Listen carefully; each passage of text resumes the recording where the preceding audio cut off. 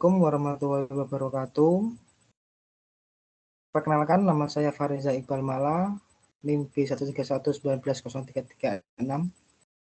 Pada kesempatan kali ini saya akan memaparkan proposal jurnal saya yang berjudul Analisis Pengaruh Kepemimpinan, Disiplin Kerja, dan Kompensasi terhadap Kinerja Karyawan Produksi.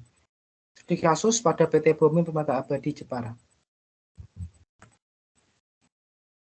Untuk pembahasan, yang bab pertama yaitu ada pendahuluan, di dalamnya ada latar belakang, rumusan masalah, tujuan penelitian. Kemudian bab 2, landasan teori.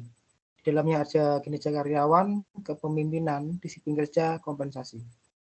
Bab 3, metode penelitian. Di dalamnya ada variabel penelitian, jenis dan sumber data, metode pengumpulan data, dan metode analisis. Pembahasan latar belakang. Sumber daya manusia yang kompeten dan berkualitas sangat dibutuhkan untuk mendukung produktivitas dan aktivitas agar tujuan suatu organisasi dapat tercapai dengan sempurna. Sumber daya manusia merupakan salah satu kunci dalam reformasi ekonomi, yakni bagaimana menciptakan sumber daya manusia yang berkualitas dan memiliki keterampilan serta berdaya saing yang tinggi dalam persaingan global. Rumusan masalah. Yang pertama, bagaimana pengaruh kepemimpinan terhadap kinerja karyawan PT Bomin Permata Abadi. Yang kedua, bagaimana pengaruh disiplin kerja terhadap kinerja karyawan PT Bomin Permata Abadi. Yang ketiga, bagaimana pengaruh kompensasi terhadap kinerja karyawan PT Bomin Permata Abadi. Untuk tujuan penelitian, yang pertama yaitu untuk menganalisis pengaruh kepemimpinan terhadap kinerja karyawan PT Bomin Permata Abadi. Untuk menganalisis pengaruh disiplin kerja terhadap kinerja PT Bomin Permata Abadi.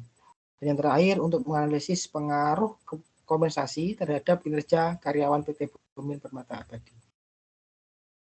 Landasan teori. Di dalam landasan teori ada kinerja karyawan.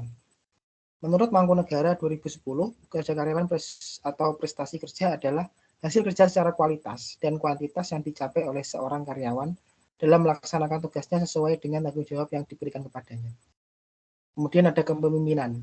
Menurut Siagian 1995, dikutip dari penelitian Verina Sumawati 2008, kepemimpinan merupakan keterampilan dan kemampuan seseorang untuk mempengaruhi orang lain melalui komunikasi baik langsung maupun tidak langsung, dengan maksud untuk menggerakkan orang-orang tersebut agar dengan penuh pengertian dan kesadaran bersedia mengikuti kehendak-kehendak pemimpin tersebut. Pengaruh pemimpin dalam menjalankan tugasnya sangat penting. Kemudian disiplin kerja. Suatu bentuk pelatihan yang berusaha memperbaiki dan membentuk pengetahuan, sikap, dan perilaku karyawan sehingga para karyawan tersebut secara berkala bekerja secara kooperatif dengan para karyawan yang lain serta meningkatkan prestasi kerjanya. Kemudian kompensasi. Kompensasi merupakan interaksi antara karyawan dengan organisasi yang berupa timbal balik dari jasa atau tenaga yang dikeluarkan oleh karyawan dan penghargaan dari organisasi dalam bentuk upah atau fasilitas lainnya. Berikut gambar kerangka pemikiran. Untuk X1 yaitu kepemimpinan, X2 disiplin kerja, dan X3 kompensasi. Dan Y-nya kinerja karyawan. Berdasarkan gambar di atas, terlihat bahwa adanya hubungan langsung antara kepemimpinan X1, disiplin kerja X2, dan kompensasi X3 terhadap kinerja karyawan atau Y. Berikut ini hipotesis penelitiannya. H1 diduga kepemimpinan berpengaruh terhadap kinerja karyawan. H2 diduga disiplin kerja berpengaruh terhadap kinerja karyawan. Dan H3 diduga kompensasi berpengaruh terhadap kinerja karyawan. Kemudian untuk metode penelitian, yang pertama variabel penelitian. Satu, variabel terikat atau dependent variable, yaitu suatu variabel yang memiliki ketergantungan antara variabel yang satu dengan yang lainnya. Sedangkan dalam penelitian ini, variabel terikatnya adalah kinerja karyawan atau Y.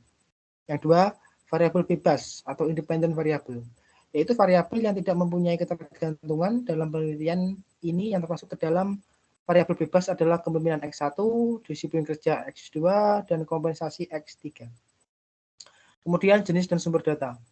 Satu, data primer adalah data yang diperoleh peneliti secara langsung dari tangan pertama. Data primer diperlukan untuk menguji hipotesis yang telah diajukan. Dua, data sekunder dilakukan dengan riset perpustakaan melalui dokumen atau catatan, literatur, jurnal-jurnal yang mendukung penelitian ini. Kemudian metode pengumpulan data. Yang pertama, pengumpulan data primer diperoleh melalui teknik komunikasi secara tidak langsung, yaitu dengan menggunakan alat bantu kuesioner. Yang kedua, pengumpulan data sekunder diperoleh melalui teknik dokumentasi dari sumber-sumber yang relevan terhadap penelitian ini, baik yang berasal dari perusahaan seperti struktur organisasi dan sejarah perusahaan. Kemudian untuk variabel penelitian, yang pertama ada uji validitas, 2 reliabilitas, 3 uji asumsi klasik, 4 uji hipotesis, 5 koefisien determinasi. Sekian presentasi yang dapat saya sampaikan. Kurang lebihnya saya mohon maaf. Sekian dan terima kasih. Assalamualaikum warahmatullahi wabarakatuh.